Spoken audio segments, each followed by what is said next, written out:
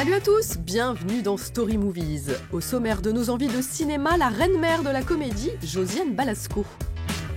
Mais c'est ce qu'on me dit, mais moi je suis pas en train de regarder derrière mon épaule. Les débuts fracassants du groupe NTM. Ni que ta mère. Et une actrice et une réalisatrice qui nous remuent les tripes, Anna Maria Bartolomei et Audrey Diwan frappent fort avec l'événement. Elle avait reçu au printemps dernier un César d'honneur collectif avec ses camarades du Splendide. Mais Josiane Balasco est un monument à elle toute seule. Au bout d'un moment, on est dans l'histoire. Plus de 100 films, dont 8 comme réalisatrice, quelques superbes rôles dramatiques, un record de comédies inoubliables, elle n'a jamais quitté le haut de l'affiche. J'ai peut-être mon avis à donner ? Non, vous l'avez pas. Revêche et cassante à souhait, elle est à hurler de rire dans La pièce rapportée. Elle est Adélaïde Château-Tétard, une grande bourgeoise du 16e, qui voit d'un très mauvais œil son fils unique épouser une guichetière du métro parisien. Imaginez si elle a les gènes de la pauvreté. Dans votre vie, vous avez eu entre les mains un nombre incalculable de scénarios, notamment de scénarios de comédie. Enfin, j'en ai eu certains. Notamment en comédie. J'imagine qu'il vous en faut beaucoup pour vous faire rire et vous faire pétiller l'œil. Donc, dans le cas de celle-ci, qu'est-ce qui vous a le plus la pièce rapportée, intéressé ? c'est un ovni, un objet filmé non identifié, parce que c'est... Quand on commence à lire l'histoire, d'abord, l'humour est particulier, il part dans tous les sens, et les personnages sont incroyables. Cette femme très très méchante, clouée sur un fauteuil roulant à cause d'un accident de chasse à court, ça m'a vraiment enchantée. Et puis des situations, elle est quand même affublée d'un fils qui est un grand benet de 35 ans. Ce qu'on appelle un fils à maman. C'est ça, oui. voilà, un fils à maman. Qu'est-ce qui manque aux comédies françaises en général ? Un peu de culot, du social aussi, ça manque un peu. On n'est pas les plus forts pour... On fait plutôt des comédies bourgeoises, quoi, que... Mais c'est parce que nous, on a été bercés au lait de la comédie italienne, qui était une comédie basée sur le social. Mais justement, le film d'Antonin, il aborde des tas de sujets sans en avoir l'air, voilà. Oui, avec une férocité réelle. Hein. C'est quand même votre personnage, quelqu'un qui a peur du gène de la pauvreté. Ah, il y a oui, des phrases très rentre-dedans. C'est embêtant, parce que si on a le gène de la pauvreté, on ne peut pas s'en sortir. Tu n'as pas compris qu'on doit se marier entre nous ? Tous ces rallyes n'ont donc servi à rien. Ton abonnement à la piscine Molitor, 5 000 € par an. Ça fait cher, hein, pour finir avec le métro. Si j'avais su, je les aurais filés à Conchita. Façon de parler, Conchita. C'est quand même pas compliqué à entendre. Faire entrer bonheur dans la maison. Quelqu'un en Rolls se marie avec quelqu'un du métro. À ton avis, qui y gagne ? Est-ce que vous ne vivez pas en ce moment votre meilleure vie d'actrice ? J'ai beaucoup de choses qui me plaisent, oui. J'ai tourné beaucoup de personnages qui m'intéressaient. Et à mon âge, donc je peux pas me plaindre. Moi, quand j'ai commencé dans les années 70-80, il fallait correspondre à un certain physique pour pouvoir tourner, surtout fin 70. Et si on ne correspondait pas à ce physique, on n'avait pas des rôles intéressants. Donc, au Splendide, on a vu tout de suite qu'on n'était pas pour ça. Qu'on n'était pas fait pour ça, que jamais on serait embauché pour ça, et on a trouvé d'autres moyens de jouer. Et puis, le cinéma a évolué. Voilà, il y a de moins en moins de comédiennes jetables, comme il y a eu, où on prenait une jeune femme pour son physique, elle faisait 2-3 films, et après on passait à autre chose. Voilà. Votre personnage est surnommé la Reine-Mère, pas pour de bonnes raisons dans le film, mais moi j'ai très envie de vous appeler la Reine-Mère. Non mais une des Reines-Mères du cinéma, mais dans le bon sens du terme. Non mais vous vous rendez compte la carrière que vous avez eue ? Mais c'est ce qu'on me dit, mais moi je suis pas en train de regarder derrière mon épaule. Regardez, vous en avez fait une centaine, je crois. Oui, j'ai pas compté.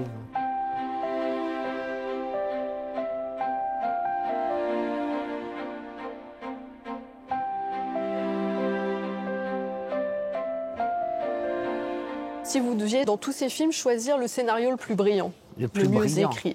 Trop belle pour toi, qui est comme une sorte de classique, parce que je suis fan absolu de Bertrand Blier. Donc voilà. Avec eux, grâce à Dieu, j'aime beaucoup le cinéma de François Ozon, parce que c'est un type qui change de style, qui change de genre, qui invente à chaque fois une autre histoire à raconter. Une autre proposition. Et ça, c'est très, très bien. Un personnage qui vous a donné du fil à retordre ? À vrai dire, les personnages sont tous difficiles à appréhender. Cette femme-là, très beau film de Guillaume Niclou, il m'a pas donné du film à retordre, mais il fallait vraiment... Guillaume est très précis, exigeant sur le travail. Et C'est donc une il fallait femme trouver, flic, et un peu comme Bertrand Blier. Blier, il faut trouver la bonne note de musique pour le faire. Qu'est-ce que vous avez appris de plus dingue pour un film? J'avais appris à danser le rock'n'roll pour Nuit d'ivresse. Pendant un mois, j'ai pris des cours parce qu'il y a toute une scène où l'ermite et moi nous dansons le rock'n'roll. Il fallait que ce soit à peu près correct. Faire de la pole dance pour un film dans lequel je faisais une participation. Le film d'Ottoniente All Inclusive. Alors je faisais j'avais une prof de pole dance. C'est pas facile. Hein. Ça a l'air très facile comme ça, la pole dance. Mais il faut, Et puis il faut assumer. Enfin, il faut danser avec des talons. Même déjà, rien que de tourner côté autour de la barre, c'est pas facile. Il y a un genre que vous aimeriez explorer? Si vous voulez, les films qui m'ont impressionné, bon, il y en a plein dans la SF, c'est Alien. Et j'aurais adoré être Sigourney Weaver, parce que c'était pratiquement la première femme héroïne qui avait tous les attributs du pouvoir que pouvait avoir un homme, quoi. Il y a eu ça et Terminator, et la héroïne de Terminator. Et Sarah Connor. Alors, qu'est-ce que le cinéma vous a apporté de plus beau dans la vie? Le cinéma vous fait voyager. Voilà. Quand un film voyage, vous l'accompagnez et vous visitez des pays que vous n'aviez jamais visités. On a fait un voyage en Chine pour présenter Le Hérisson, qui est un très joli film aussi. Alors se balader en Chine pendant 10 jours, c'est incroyable, quoi. Quand j'ai tourné dans les années, je sais pas, c'était en 99, Le Fils du Français au Venezuela. On a passé 3 mois au Venezuela. J'imaginais pas que j'allais rencontrer mon futur mari. Voilà, ça aussi. Voilà, alors, ce qui m'a apporté de plus beau, c'est mon mari. Au Venezuela, dans la jungle. Voilà.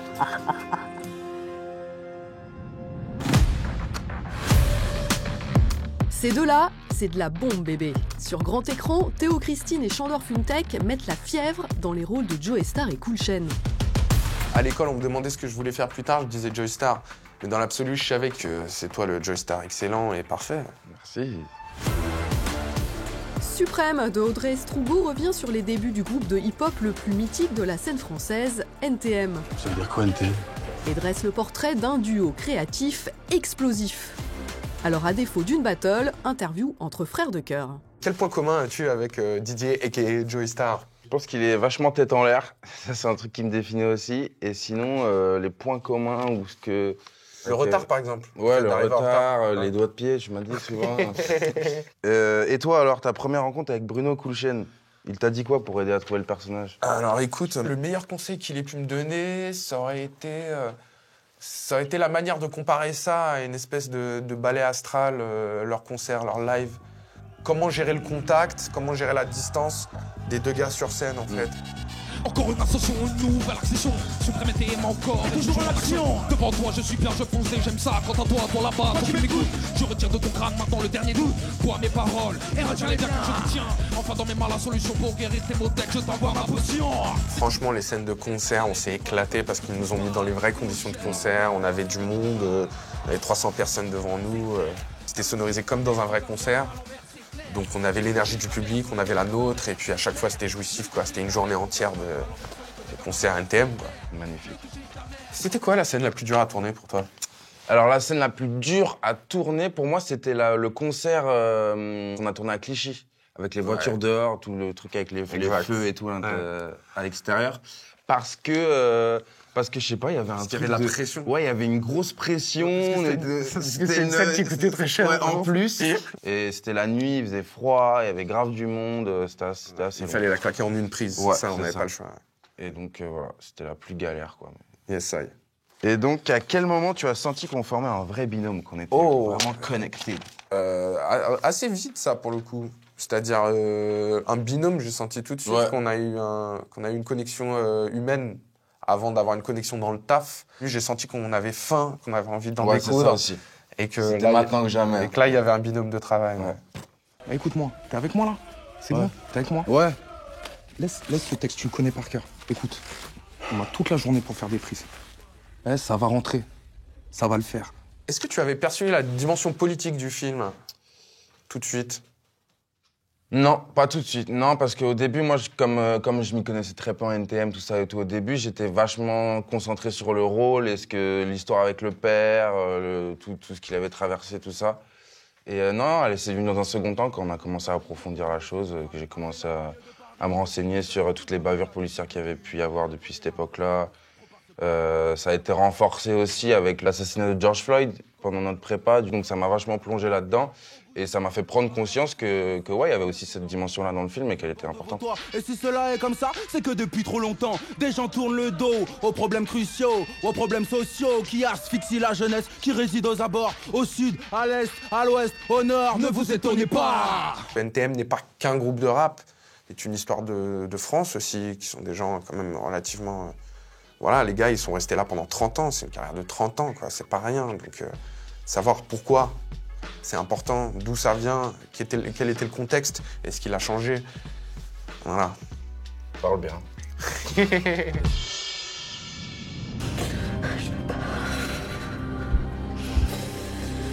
arriverai pas.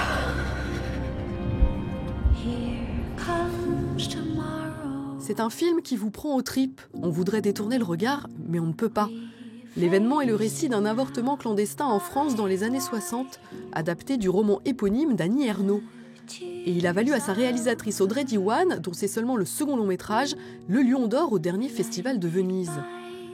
Elle y filme au plus près son héroïne, une étudiante issue d'un milieu modeste, incarnée avec sensibilité par l'actrice franco-roumaine Anna Maria Vartolomei, et signe une œuvre épurée, organique et radicale.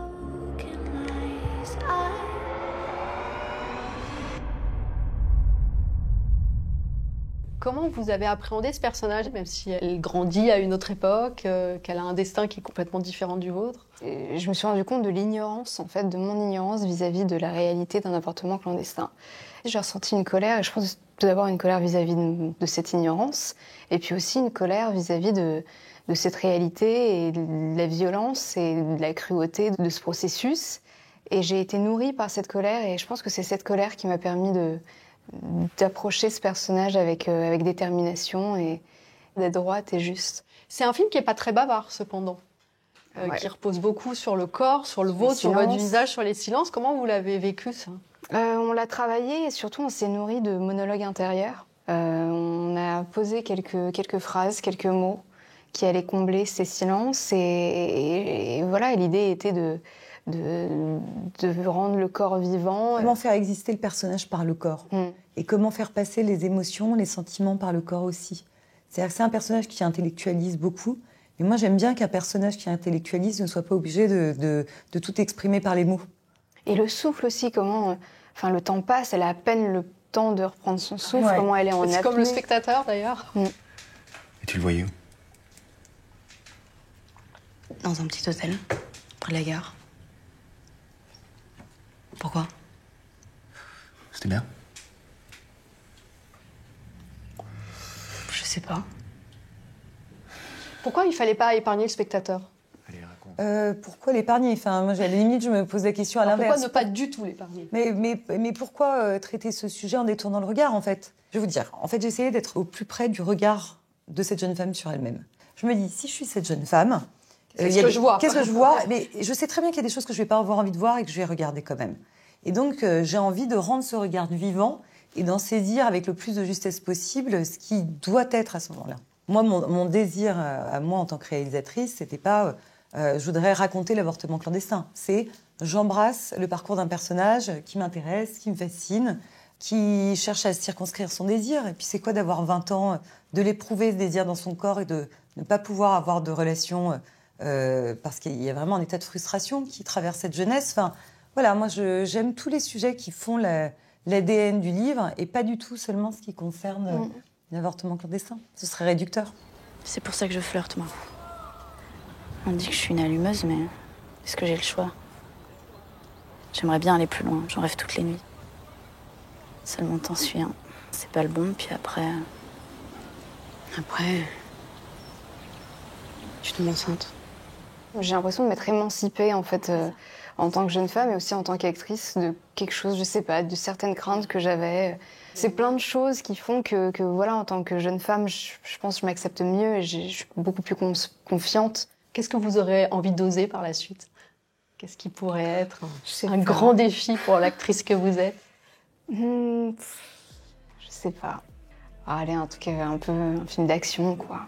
Un peu de bagarre, un peu de... Vous savez qu'elle est bonne comédienne, hein, méfiez-vous de ses réponses, il est possible que ce ne soit pas vrai.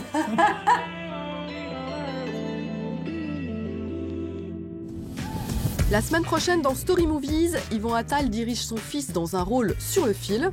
Mais qu'est-ce que vous faites là ? Vous êtes seul ici, monsieur ? Oui, on va procéder à une perquisition. Et on relit le journal d'Anne Frank avec le cinéaste Harry Folman. Salut!